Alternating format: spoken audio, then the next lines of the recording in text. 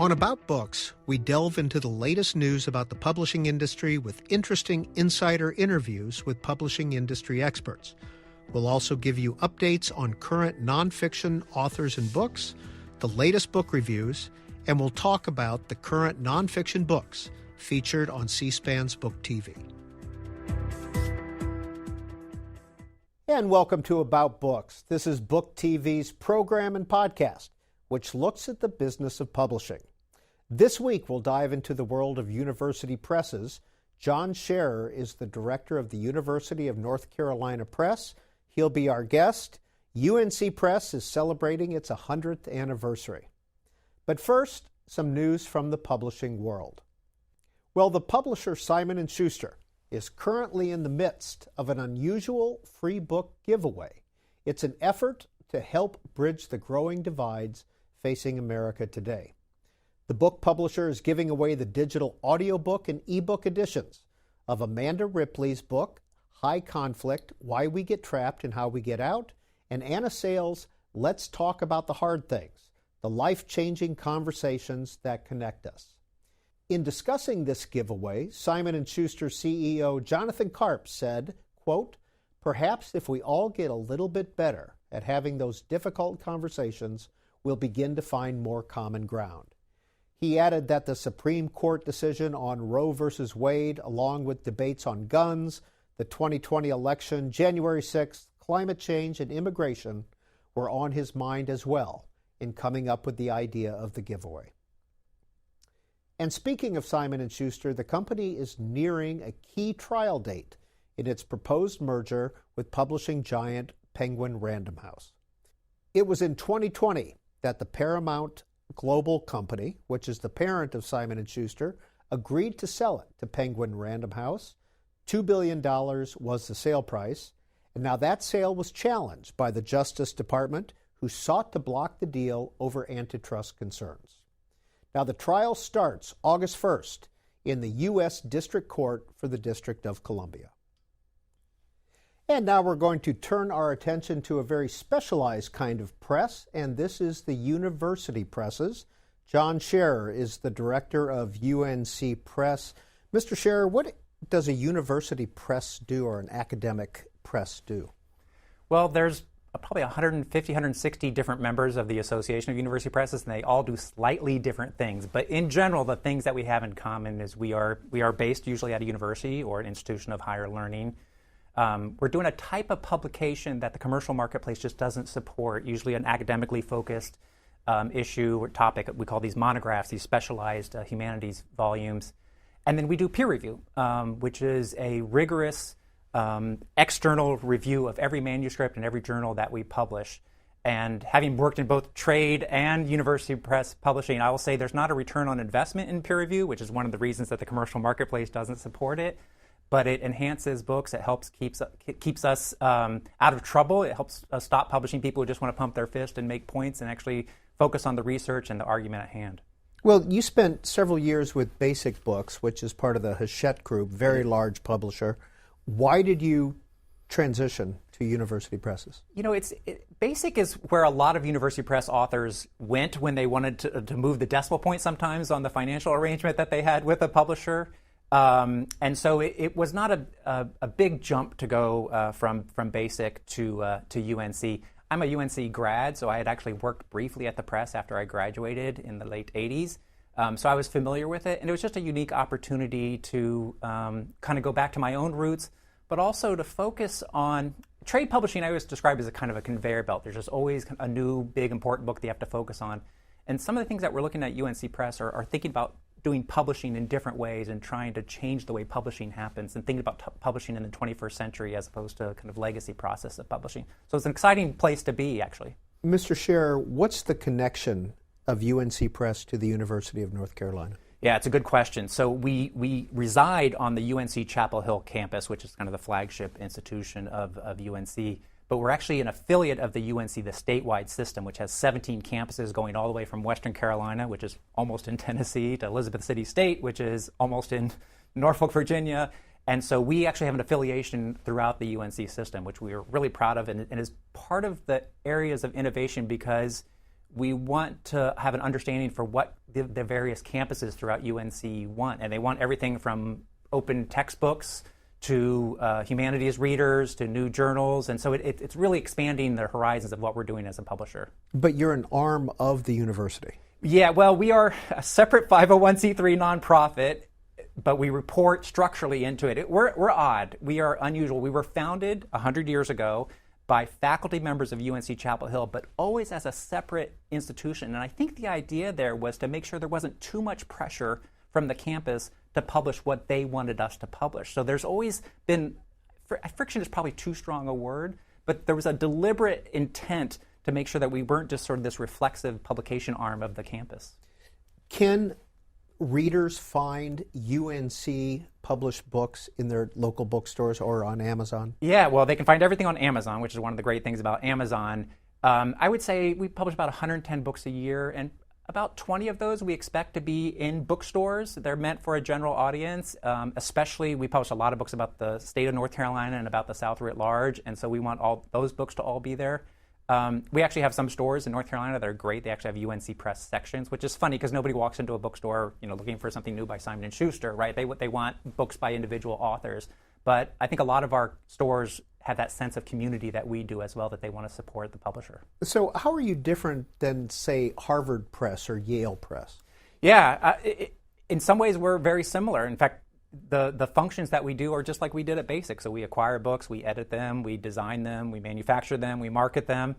But I think it's kind of the type of book that we're looking at. So even though we're using the same sets of tools and processes, the books themselves are a little bit more, I'm comfortable saying esoteric, because again, that's what the marketplace doesn't support well. I would also say a lot of the Ivy presses, many of them look more like trade presses and a little bit less maybe like UNC. UNC, we're deliberately, 3/4 of our list is academic monographs. These are books that are going to sell anywhere between 400 and 800 copies. So that is a deliberate choice that we are making because we think that is the part of the humanities kind of scholarly field that needs the most support. And so we have the resources, and that's where we apply them. And the definition of monograph? Monograph, you can kind of take the word apart. It is a book about a single topic. And so it is more narrow in focus, deliberately so. In fact, during the peer review process, sometimes some of our authors who are writing monographs make these kind of extrapolations, and sometimes the peer review process says, no, you actually need to focus on the argument. And it sounds delimiting, but it's actually part of the academic process that scholars go through as part of their tenure process in particular. If you want to be tenured in a humanities field, you frequently have to publish 1 or 2 monographs with the University Press as part of your tenure package. But that said, I don't want them to sound more narrow than they need to. We had a revised dissertation published as a monograph that was a finalist for the National Book Award and on the long list for the Pulitzer Prize. So they're not inherently narrow, but they tend to be. Mr. Sherer, do you exclusively publish UNC professors, their dissertations? Yeah, that's a question I get asked a lot, and actually not at all is the funny answer. And it takes a little explaining, and I guess the way I equate it is there's an art museum on campus as well, but the art isn't of students and UNC faculty. It's world-class art. There's a performing arts program, and the performing arts program doesn't have performances by UNC students and UNC faculty. It has a world-class art program. And so I think the idea with a university press on campus is not so much we work a lot with local faculty and do workshops and things like that, but one of the things that a flagship campus wants is a world-class publisher in their midst, and that's what we're doing. Let's go through the numbers. Again, how many books do you publish a year? It's about 110. We're in a growth mode, so we're probably going to be at about 140, 150 within a couple of years, and then we publish about 18 journals as well. How many employees at UNC Press? So we kind of run 2 businesses at the press. We have the press itself, which is about 45 employees, and then we have a publishing services division that we created about 15 years ago called Longleaf Services. It's doing sort of the back end of publishing, the fulfillment, sales, accounts receivable, and all that. So we've got another 25, 30 people working there. Revenues. So revenues at UNC Press, well, it's better to say this now because we've had a couple of outstanding years. So when I got to the press in 2012, we were constantly between $4.5 and $5 million. Last year, we were at almost $7 million. That was kind of the big pandemic year. And then the year that we just completed, we were a little bit closer to $6 million. So we're doing quite well, but still a pretty modest. Basic was a $30 million publisher when I was there. So that was. So that money, are you making a profit? No. Are you breaking even? No. So I can give you here's the math on an average scholarly monograph. So it costs us between $25,000 and $35,000 to get that book peer-reviewed, acquired, copy-edited, manufactured, distributed, put into the marketplace. We're going to generate between $15,000 and $25,000 in revenue. So when I sign a contract for a new scholarly monograph, I'm kind of digging a $10,000 debt knowingly. Like, we exist to do that. Now, we get support we get some support from the state. We have an endowment. We publish some regional trade books that generate a little bit more income that help support the scholarly list. But the way I like to think about it is the scholarly list is at the tip of the pyramid in terms of mission. That is why we exist. And these other things that we're doing are in support of that. So you are a nonprofit. You've done fundraising as well, correct? Yeah, we do a lot of fundraising. How do you do that? One person at a time. It's I'm lucky because I've inherited a program. There were people with a vision in the 70s that started a fundraising program at UNC Press. So it's an endowment, essentially, is the key tool that we use. Most presses don't have this. It's a really hard thing to do. Our independence from the university also gives us a little bit of leverage. Sometimes if you're totally embedded in the university, the fundraising priorities may not be for the university press. There may be other things that want to do it. So we've been kind of in this narrow slot that's given us a chance to do it, really well. And we just talk to people who care about publishing. They care about North Carolina. They care about the South, because our origin story is founded in 1922. In 1922, there is no publishing in the South except religious publishing. People are printing Bibles and hymnals and missals, but there's no secular publishing in the South. So when the press was founded, it was an affirmative act to say the South was a region that is worthy of study. So we continue to embrace that notion, and there's people who love the South and care about that, and that's the kind of the coat string that we pull on. So where do you have your books printed? They're printed usually in one of three places. Most of our books are printed at a printer in Michigan. We do some illustrated books, and they're done at kind of various places depending on who has the right paper and pricing. And then we have a print-on-demand facility with our warehouse in Laverne, Tennessee, where we do a lot of printing. John Sherer, you mentioned that your revenues went up during the pandemic. What happened? Yeah, it's a good question. I mean, I personally bought more books and jigsaw puzzles during the pandemic than I had throughout my whole life. So I think two things happened. One is people reading the book was a fairly safe thing to do during the pandemic.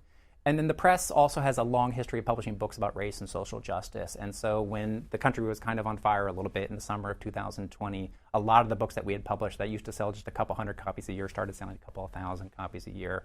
So it's funny because a lot of those books that we had published, we had done at a loss, and then suddenly you had this, almost a windfall. And it was a strange thing because we knew there was a very troubling external environment. There's a lot of precarity, and yet we were having this kind of like economic success, and it was almost difficult to navigate, how to do that and how to make sure that people were being rewarded and compensated, but also I think there was a sense that we were doing our mission better than we ever had before during the pandemic. What about dropping the paywall? Yeah, so that was an interesting thing. So what happened was we used these intermediaries to get our ebooks into academic libraries. And when everything kind of broke down in March of 2020, I remember I had to drive up to UNC Asheville to retrieve my daughter. It felt like a scene out of a dystopian novel.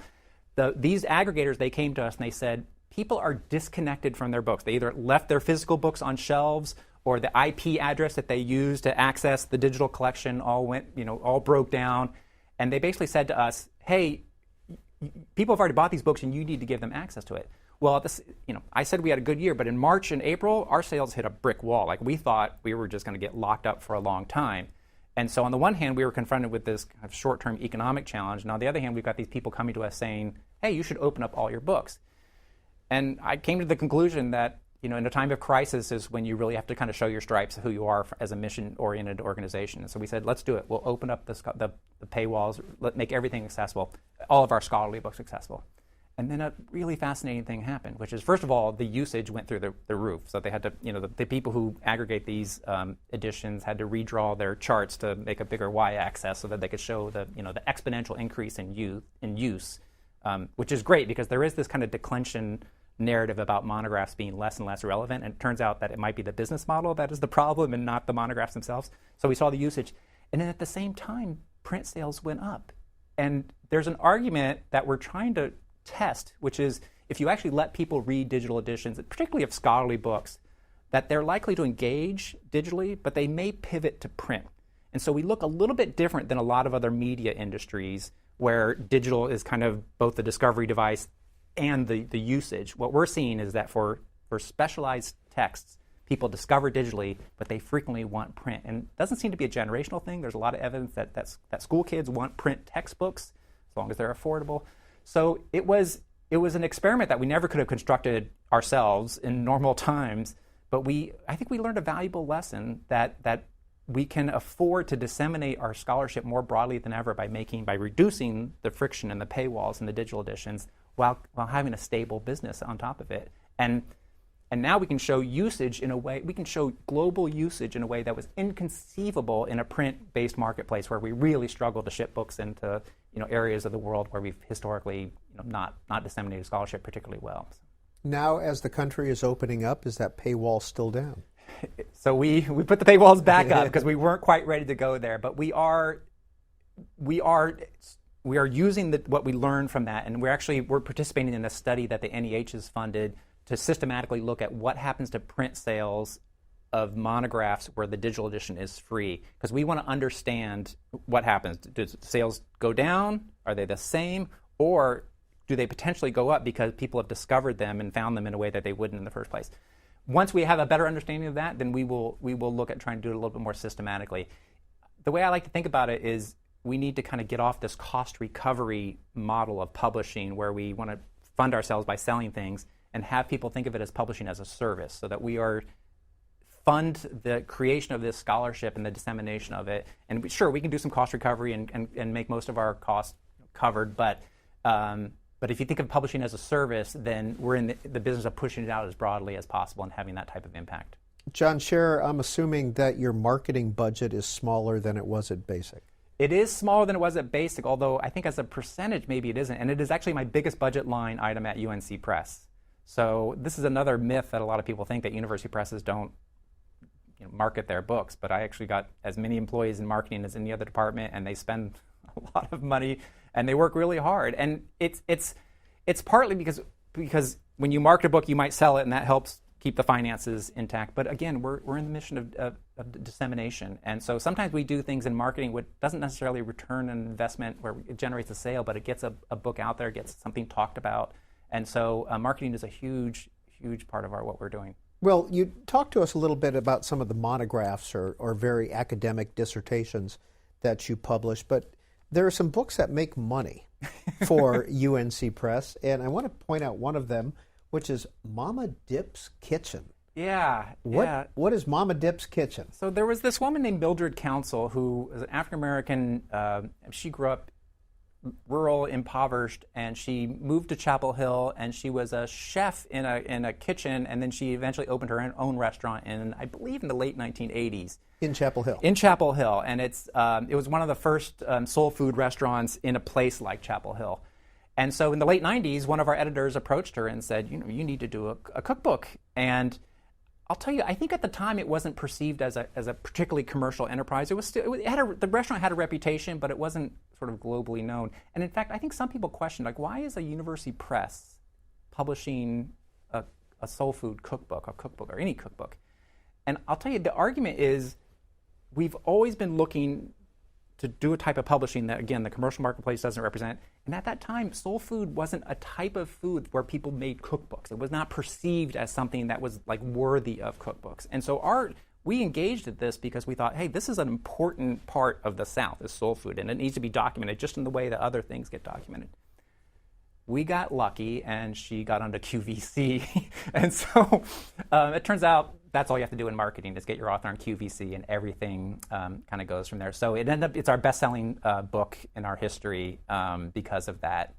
Continues to sell this day. Mildred Council passed away about 4 or 5 years ago, but continued to be one of our most successful books. But also, it's beautiful because it aligns with our mission as well as being kind of commercially successful. How many copies? Probably around 300,000. And still selling today? Still selling Is the restaurant still open even though Mildred passed? It is. Yeah, her family has taken it on, the next generation of it. So.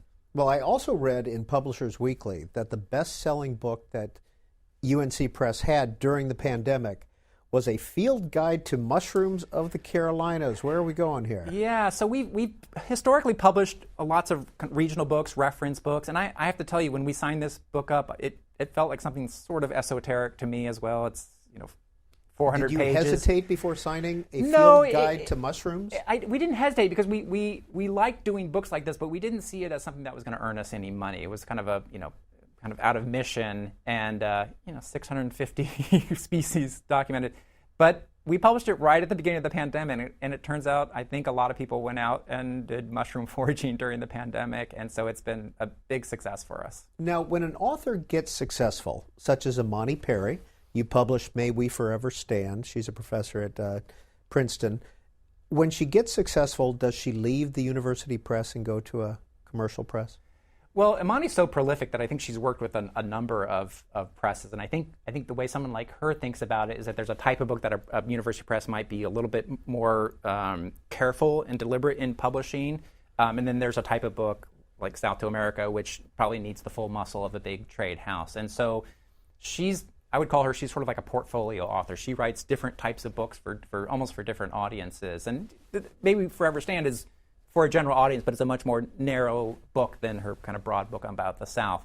So I like to think that presses can kind of coexist. There's almost, you were talking about Harvard and Yale, there's almost no book that we published when I was at Basic, and I can say this because I'm not there anymore, that a great university press couldn't have also done. But one of the great things about the publishing business is the variety of it, and that there's different places to go. A lot of authors she had a good relationship with our editor, who she really wanted to work with him for a book, and so a lot of it is about personal relationships as well. I want to talk about the 1940s, The Free Negro in North Carolina, by a very well-known historian. Is this the first book that John Hope Franklin wrote? It was his first book. It was his revised dissertation, and it was an attempt to debunk the myth that freed Negroes had the kind of the full body of rights in the antebellum South. Now, this is a great example of a monograph. So this is simply about North Carolina, and it's a certain time period. But this is the book that sets the foundation from bondage to slavery, from slavery to freedom, which becomes the textbook that many of us grew up with. And so that's a great example of an author who starts by writing monographs, learns how to write, how to research, how to cite, and then how to think more expansively, and then goes on to this illustrious career. And we have a series, an endowed series named after him, where we still publish books in his honor every year.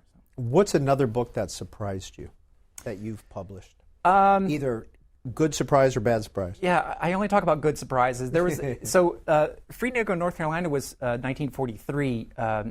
A year later, we published a book by a guy named Eric Williams called Capitalism and Slavery. And so these days, this idea of looking at slavery through the lens of capitalism is kind of common. We're seeing lots of historians do it, economic historians. But in 1944, it was not a common thing, and it was definitely not a common thing for a person of color to write such a book. So Eric Williams went on to be the Prime Minister of Trinidad and Tobago, but before that, he was a professor of political science up at Howard University here. And so he writes one of the first books to make the argument that the Industrial Revolution, which made our modern world, was funded by the capital that was derived from the slave trade. So very powerful argument coming from a very eloquent speaker. It's interesting, this book had been in print in North America and the Caribbean for since 1944. It had not really been widely available internationally. We did a reissue of it 2 years ago, and we did a license with Penguin Classics in the UK, and they took it on, and they got an article written in The Guardian about how this seminal book, had not really been available in the UK. They sold a bunch of copies. It became a UK bestseller 80 years after publication. So all of the authors out there who think you've got a chance. Did you see benefits from that? Absolutely, because it's sort of a global marketplace. There's lots of Guardian readers here. And again, this goes to this idea that not everything is about generating sales. It's about generating impact. And so for us, these two books published at a time, in the 1940s when there were not a lot of African-American scholars being published anywhere, much less at university presses. It's a really important time period for us. And I'm really proud that these books have both remained in print constantly and promoted to this day. Well, congratulations on your 100th anniversary, John Sherer. is the director of UNC Press in Chapel Hill. Thank you, Peter. And you're watching About Books. This is BookTV's program and podcast, which looks at the business of publishing.